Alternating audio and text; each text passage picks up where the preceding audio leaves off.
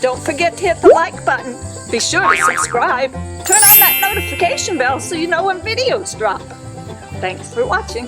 As you can see behind me, the railroad that's adjacent to our peacock farm has a machine going down this winter, getting rid of all the trees so they don't block the train track. But these noises are things that can disturb your peafowl. Anything strange and unusual such as this, we've never seen them before with this tool, or at least we weren't here when it happened. So if your peacocks hear strange and unusual sounds like we have here, you know that they might be frightened in their cage. And fortunately, they're all locked up for the night.